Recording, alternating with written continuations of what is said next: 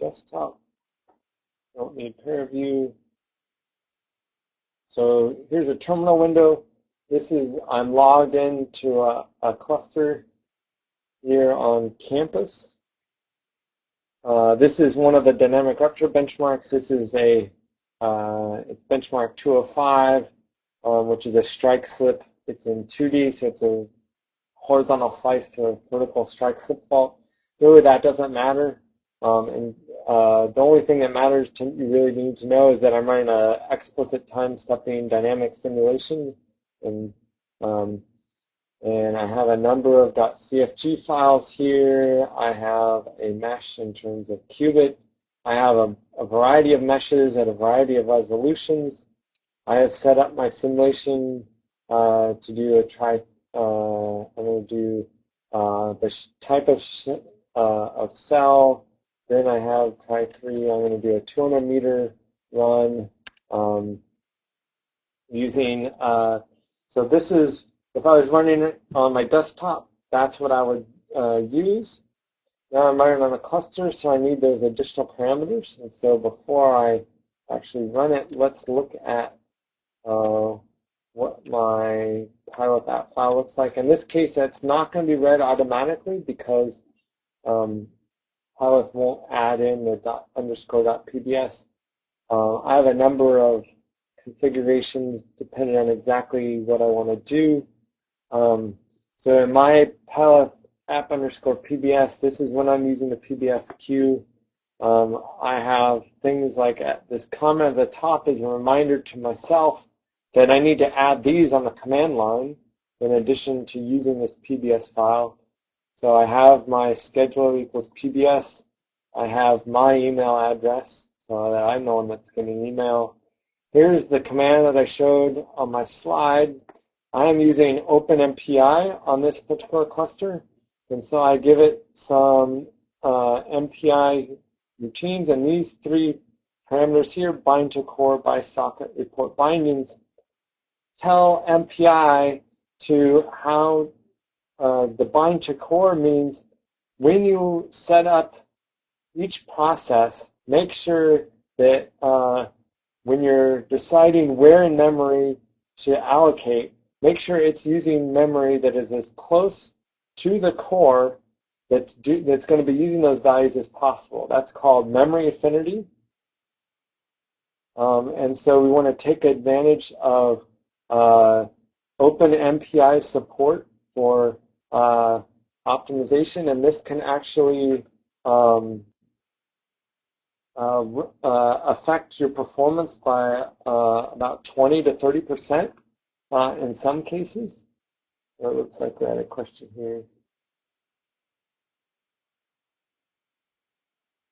Okay, so we'll get back in a second to Luigi's question about scalability for the step 12 example. And so the by socket is going to decide whether, if I have, say, 2 processes on a 2-core machine, or let's say, for example, this particular cluster is a dual quad-core machine, and so I have 2 processors, each with 4 cores. And so by socket means if I assign 2 processes, it'll put process 0 on one processor and process 1 on the other processor. And then as I add, it'll keep adding processes to the core on each processor and balancing things across processor rather than first assigning process 0, 1, and 1 to the same to cores on the same processor. So it's if you're using less than all the cores on a particular motherboard, you can say how to divide things up between multiple processors that are there and the multiple cores. And then the report bindings is going to say, tell me how you did the assignment to the different cores and to the processors. Then these other parameters are just some specific parameters related to InfiniBand, which is a high-speed communication fabric. This particular setting is needed on most InfiniBand or OpenMPI InfiniBand, because of the way that it handles the fork command, we actually use the fork command on the Python, and so we have to turn off this warning. Otherwise, the job won't start properly. These others, here's the other part of the fork, and then things like the timeout and these other parameters are some values that were suggested by the Texas Supercomputing Center that they seem to make a little bit of difference in performance, but not that much. And so I figured it wouldn't hurt to just keep using them. But that's where those came from. And so let's run this example, and then we'll address Luigi's question. So 200 gradient CFG. I then need to add in my Q settings. Then I'm going to add in all of my command line arguments. So I'm going to just cut and paste from the top of my file. So scheduler, we're going to do per node, per compute node, let's do 4 processes, even though we have 8 cores. Job name, I'm going to call it, let's call it ptest2. Last night I called it ptest. The log file, I'll say ptest2 log. Now, if I want to see what the actual PBS is going to do, I can do --scheduler.dry. And so this is a dry run of the scheduler. And so basically what it does, it's going to go through and it dumps out the shell script that it would submit to the bash system. And so this is this you can use to sort of check to make sure, yes, I have the parameters set up the way I want. So these are all, so here it's a bash, you can see it's a bash script. This is how you specify PBS variables within the bash script. The first thing I noticed is that I was actually going to want to run on multiple compute nodes. I forgot that -- nodes equals 2. So let's first fix that issue. So remember, I want to run on 2 compute nodes, 4 processes per compute node. So then I give it a -- nodes equals 8. And so that's bumped up my number of compute nodes. So it might be a little confusing. Here I gave -- nodes equals 8.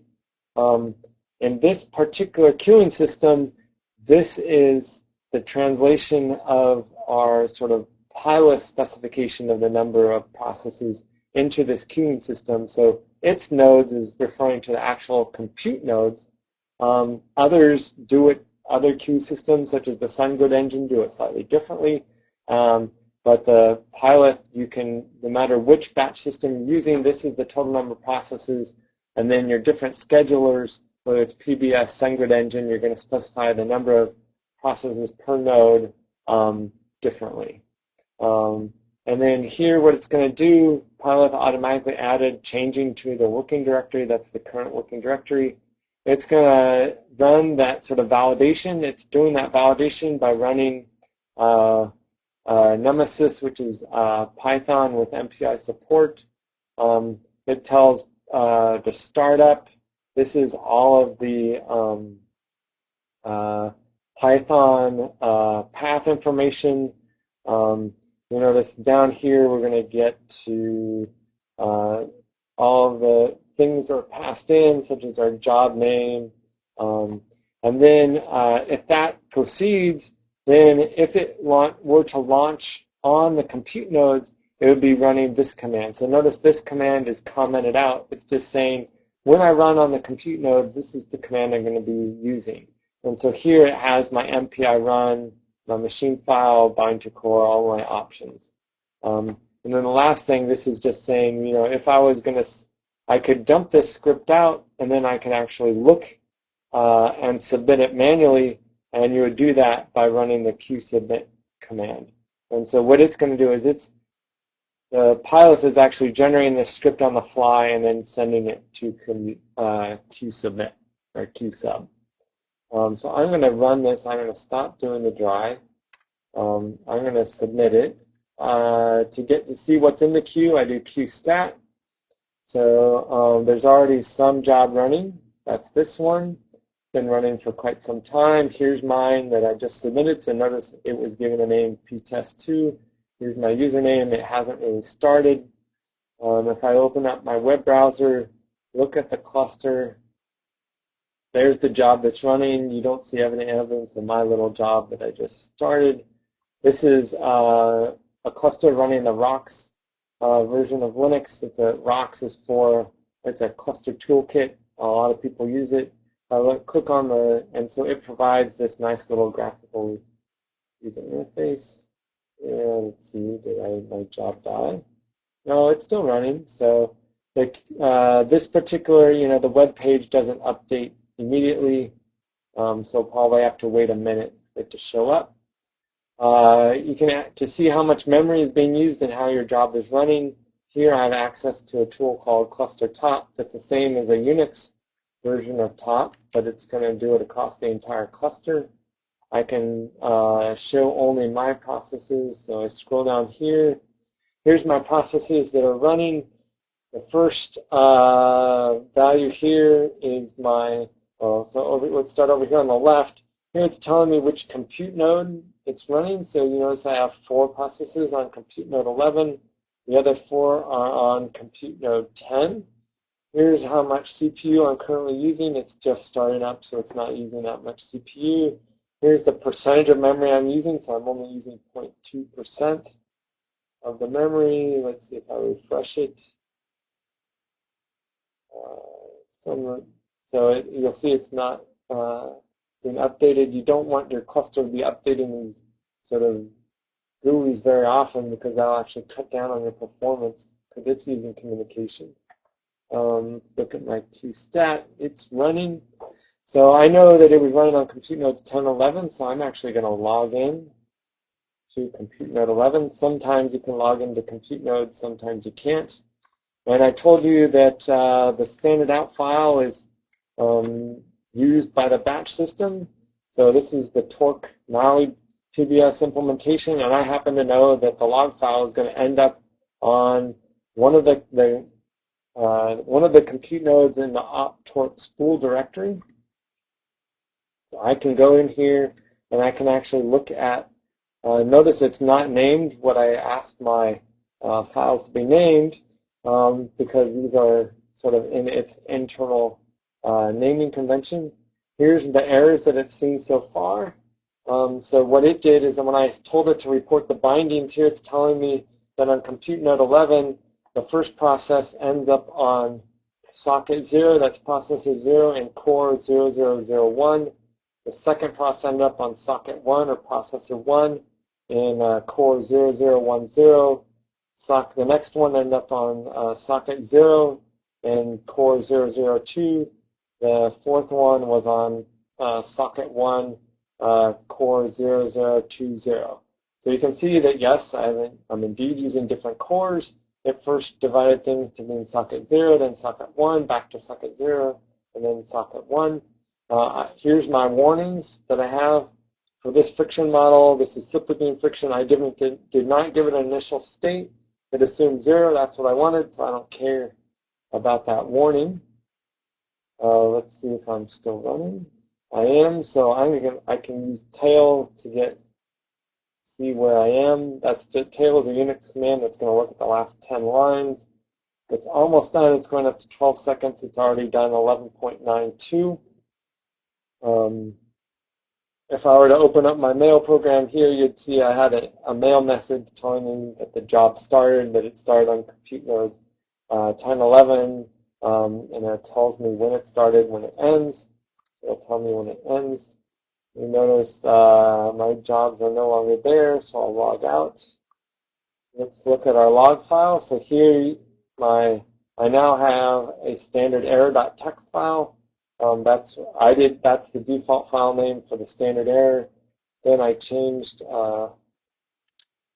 standard out to go to ptest2.log. So here, let's see.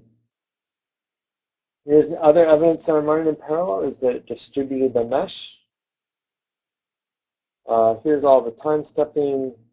And if I look down here, so I'm going to scroll up. Here's all the log information, all the events.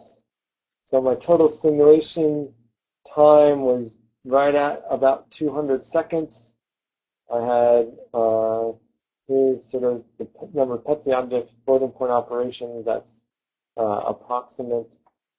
Here's where I spent the time. So 36% in this case was spent in reform residual, 42% in the actual solve itself. Output in this case was 12%. I was using 8 cores, a small problem. It runs very fast, so I'm doing a lot of output, particularly because of for the fault. So that's why I have 12% of the time spent doing output. Go down here. One other thing I want to show you is that in this particular case, here's my reform residual calculation. This is the elasticity integrate residual routines. Here's my absorbing damper integrate residual routines. So for each of my boundaries, I have a different set.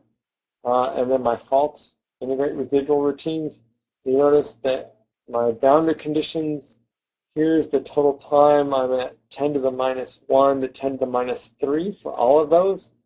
Whereas my integrate residual is up here at 2 seconds. So it's taking orders of magnitude longer. So if I want to optimize, this is the compute part of this particular routine is the place I want to spend my time trying to optimize. So Luigi had a question that he's running a step 12 example on the INGV cluster, and so he ran 1 core. The simulation time was 23 seconds. With 2 cores, it was nearly the same, just a fraction of a second longer. 4 cores, it started to decrease. 8 cores, it went back up. 16 cores actually took longer. So step 12 in the examples 3D hex 8 is a quasi-static. You know, the fact that as soon as you go from 1 core to 2 cores, in such a small problem, there's not going to be that many operations that are distributed. You don't have that many operations to begin with to really distribute between the cores. And so you may be spending more time communicating because there's, in terms of the percentage of the problem, there's actually quite a bit in terms of the message size compared to the total problem size. The other issue is that as soon as you run in parallel, you have to spend time distributing your mesh, partitioning it, and doing that additional setup. When you're doing a large simulation, as I showed on the slides and in this case that we just looked at, the mesh setup part was actually a very small fraction. But for a very small problem, especially if you're not doing that many time steps, it's going to be a larger fraction. And then as we're doing sort of more cores, the problem size is so small, you're really not getting the benefit of running, the multiple cores. And then as you go up to sort of say, the maximum number of cores, you actually could be, if you try and use more processes, and you have cores, then it's going to slow down. If you use, you will hit, you may not be hitting your sort of memory bandwidth issue with the problem you ran because it was so small. If you really want to look at parallel scaling, you need to have sort of a minimum problem size, sort of like our solver test where you have tens of thousands to even hundreds of thousands of degrees of freedom per core. And so you have to sort of carefully set up your sort of root scaling, and you were doing a strong scaling, so you weren't increasing the problem size as you did more cores. And so generally it's more difficult to get strong scaling because you're chopping the problem up into smaller and smaller pieces. Any other questions related to running in parallel? And now we have a little over half an hour left. I want to go over a little bit more about debugging on the queue system and showing you where to get the information about what's going on. So in addition to scheduler dry, we can look at things like let's look at, we want to get information about what properties we can, or parameters we can set for the scheduler. We can do --scheduler.help-properties.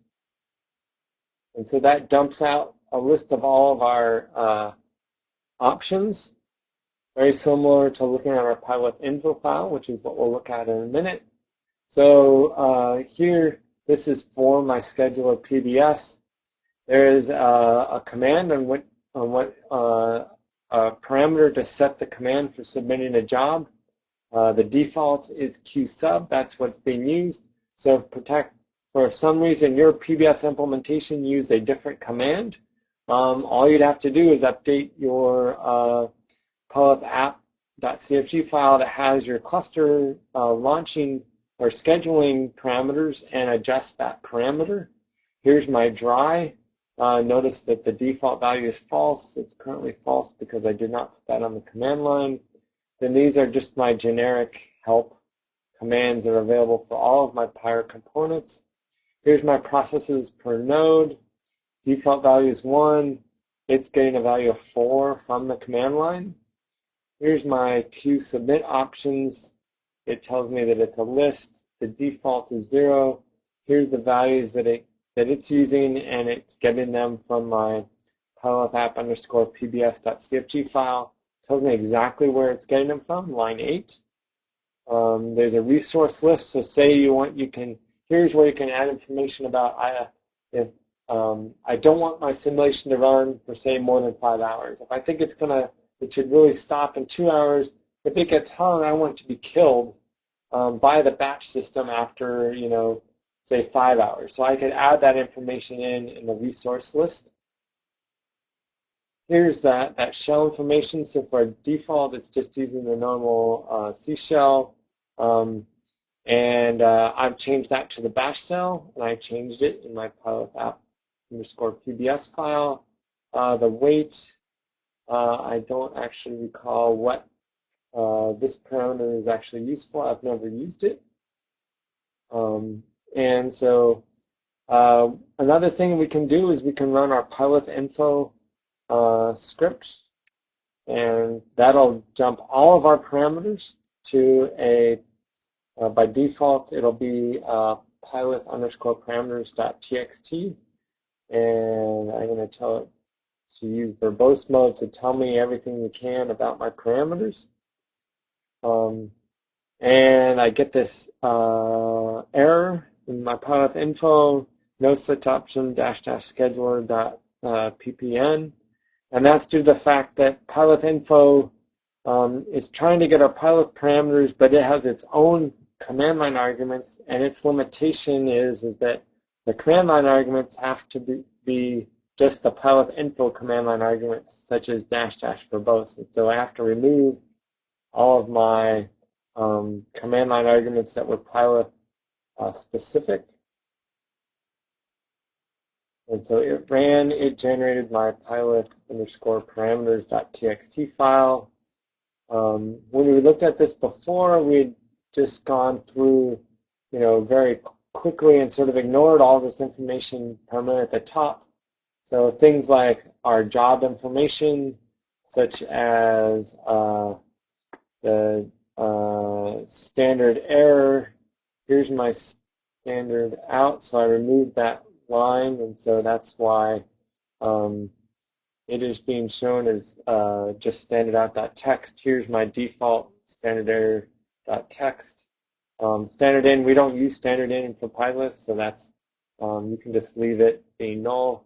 The job name, the launcher. So here's my launcher information. I'm using OpenMPI, but things are launched the same way as mpitch, and so I can use the mpitch launcher. And let's see, here's my command. It tells me where it was getting it from. Here's my dry option. And if I was now using that cluster, say I wasn't using a PBS system which controls where my jobs start on specific compute nodes, if I was using a cluster that didn't have a queue system, then this is, I would have to then look and see what nodes were available, and I'd have to use these three arguments to control what nodes were being used. And so what it would do, actually, this machine file as well. So this machine file, remember in the PBS system, the PBS batch system will generate the machine file for MPI. In this case, if I'm not using a batch system, then I would need to generate that. Pilot will generate that machine file for me, and it takes a printf style format string to generate the list of no names. So this is sort of that format string of, I had my on the cluster here. It was compute -0 the compute node number, and so I would put in compute -0 and then I would do %03, or actually I'd do percent. I believe it was just D to get the names of our hosts. And then my node list is sort of, a list of possible machine names that are available. And then based on the nodes, it would take whatever those machine names and spread things across, generate the list of hosts, and create the machine file. So you can ignore all of that if you're running on a batch system. Generally, these days, most machines run a batch system unless it's a really small cluster and only a few users are using it. So that sort of explains the support. I will just very quickly show you what that was for the PBS queue system. I can also show you what the SunGrid queue system at Lone Star uses to give you an idea of how things might be different. Instead of doing .ppn for the number of processes per node, the SunGrid engine on Lone Star uses this -PE name ppn way. So I would do, if I wanted 8 cores per compute node, I would do n way. If I was doing 12, it would be 12 way. It also needs this PE number for the total number of nodes. I have to limit its runtime, otherwise the queue system will reject me. So that way, this is often used at supercomputing centers so that they want users jobs to not sit idle. Whether they're hung up, they want to sort of be able to say, kill them at some point to free up the queue system for production. Here's where I'm specifying the actual queue to use. And I was using the development queue. You notice everything else is pretty much the same here. At TAC, this Texas Supercomputing Center, they have a specific way you want to launch the job. I slightly customize that to give it some absolute pass related to pilot. And so I changed the launcher command from an MPI run to being this IB run command. And here you'll notice that I'm using the SunGrid engine, the SGE scheduler instead of the PBS scheduler. I think that pretty much wraps up running in parallel. Are there any questions about related to running in parallel or running pilot in general? We have about 30 minutes here, your last chance to get feedback and get questions answered in this format before you're pretty much going to be limited to asking questions via email to the CIG shortlist.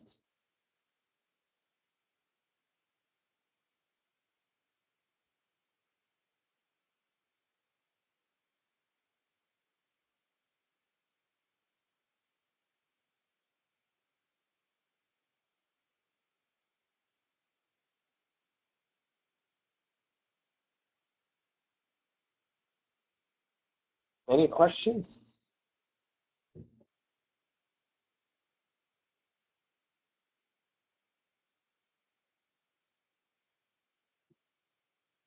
We don't have any further content prepared, so I'll give you guys another minute. If there's no questions, we'll end early.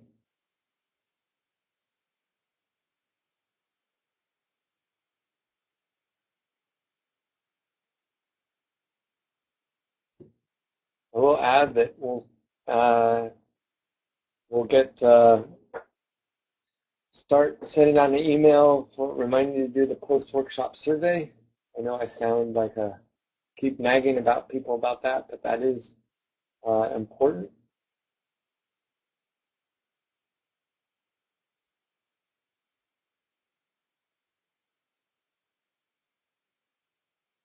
So final call for questions.